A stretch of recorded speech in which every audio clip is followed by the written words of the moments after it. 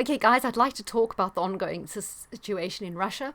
I long said in my prediction that Ukraine would most likely be balkanized, that Russia would be successful in annexing the eastern regions.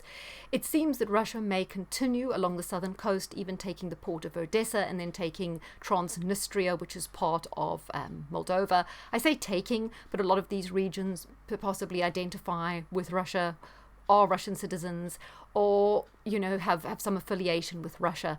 And I do feel that the Western leaders have been encouraging and pressing on this war when a diplomatic solution would have saved an awful lot of bloodshed and terrible hardship for the people.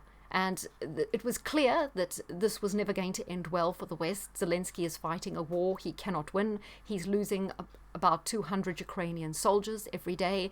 They are recruiting everyone, man, woman between 16 and 60, even in gyms and swimming pools. Basically Zelensky is going to fight this war until the last drop of Ukrainian blood with the help of Victoria Nuland and Boris. Or with the urging of those two. Macron's trying to step back, but Boris is doubling down.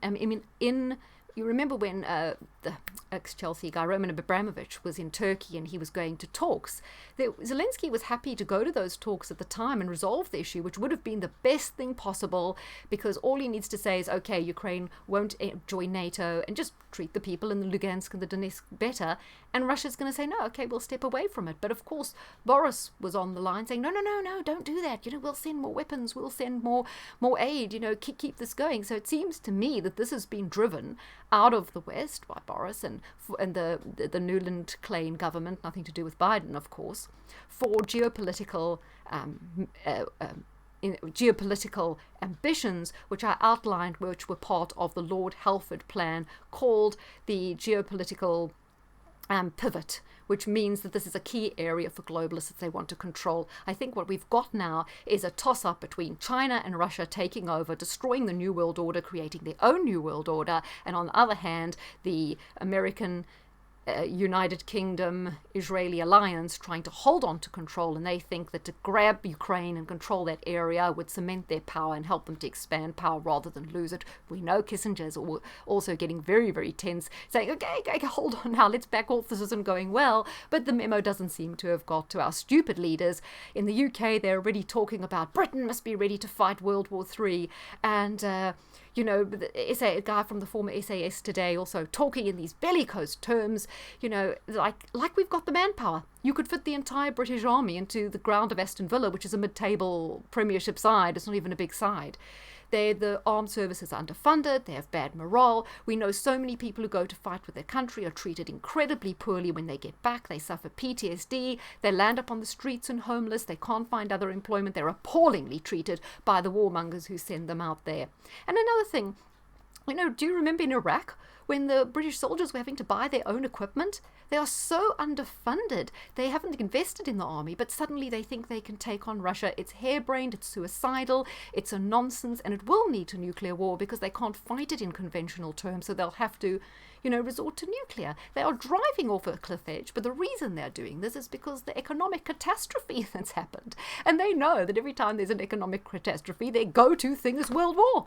These people are not bright. They're not very imaginative. They do the same playbook all the time. They print their useless fiat cash, and the next thing, it all goes to pot.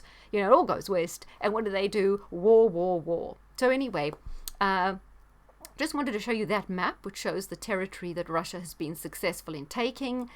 Odessa's over here. This area going up there is Transnistria.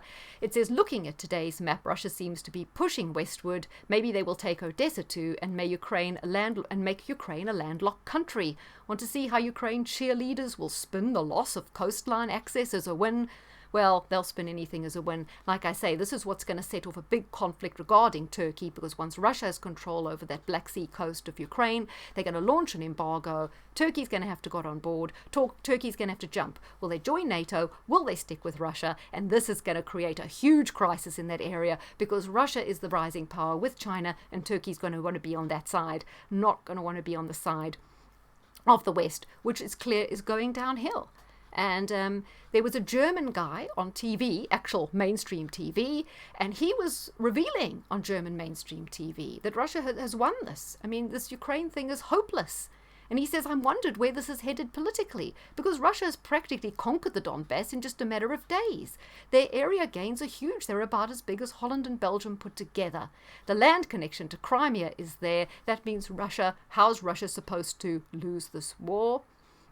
And also, guys, it's only mainly the UK, maybe Australia, Canada, and America, and some European countries, not all, I mean, Europe is stepping back from this, that want this thing. The whole of Africa, South America, the Arab world, the Asian world, they're on board with Russia. They're not interested in this conflict. They're sick of America's fake wars. They can see the hypocrisy. They can see that America destroys Libya, wants to destroy Syria, goes into Iraq to destroy it. You know, and yet they've got an issue with Russia. Everyone else sees it. People in the West and the media in the West are sitting in their echo chambers, so buying their own propaganda. It says China have jumped on the Russia. India are doing business like never before with Russia. Emerging countries like Brazil and South Africa have left the West. They're not interested. Apparently the Chancellor has a trip planned, that the German Chancellor, to South Africa, and he was embarrassed because South Africa says, oh, we don't want sanctions. No way. We don't want a war of aggression. It was also pointed out that French President Emmanuel Macron's conciliatory rhetoric of reaching a truce with Russia is a signal that Europe has lost political power. However, guys, you know, they're not going to go down without dragging the whole of Europe into it. Now, you may remember if you watched the Russian World Cup, which was very enjoyable, the soccer, there's a little piece of Russia, I'm showing you here with the city Kaliningrad, which is not connected to the Russian mainland. As you can see, here it is, and you have to go through Lithuania and Belarus to get to Russia. So now Lithuania is threatening, or maybe they have, cut off a train link through Lithuania to this area of Russia. So obviously, this Lithuania, being a NATO country, they are trying to create a conflict with Russia that will drag in NATO. So you can see this is an attempt, and hopefully Putin doesn't bite at this, to aggravate Russia, to cause Russia to react. And of course, it'll always be aggression by Russia. They'll never mention that Lithuania started this, so they can bring in the whole NATO and escalate the war, just as they want in America and Britain. It's crazy. You can see how they're egging this on.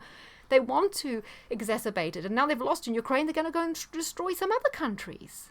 It's insanity. I know Germany is rationing fuel already, and France has had their, I think it's their gas or whatever, cut off from Russia. So the European people are going to have to pay the price. Economic hardship, loss of living standards, eventually the loss of their property, and you will own nothing, to keep a war going. And we wonder, where's all the money really going that they're sending to Ukraine? Probably straight into the bank accounts of people. It's just being laundered. I don't think it's going for the fight. What about what's happening to all the weapons that they're sending to Ukraine? Are they being sold on eBay, laundered as well? Going to other places in the Middle East? We wonder. This whole war is a farce. It needs to stop. It's only helping the globalists, aiding and abetting the New World Order. It's not good for Ukraine. It's only going to lead to the decimation of that country. When, if it had been stopped at the forefront, we could have avoided so much suffering, loss in Ukraine, loss of Russian troops, loss of other people who've been encouraged to go there when they really shouldn't have from the West. It's a very, very sad tale. This is disgusting warmongering. And then, oh yes, Bernie Sanders. I mean, everyone, oh, Bernie. There's not a war he hasn't backed. He's as hawkish as Mike Pompeo. So is Alessandro Cortez. They are all the same. They're all the same. Whatever they might sometimes say about this and that, it's lip service, it's an act. When it comes to it, they vote for war every time, guaranteed, apart from maybe Tulsi Gabbard and a few of them.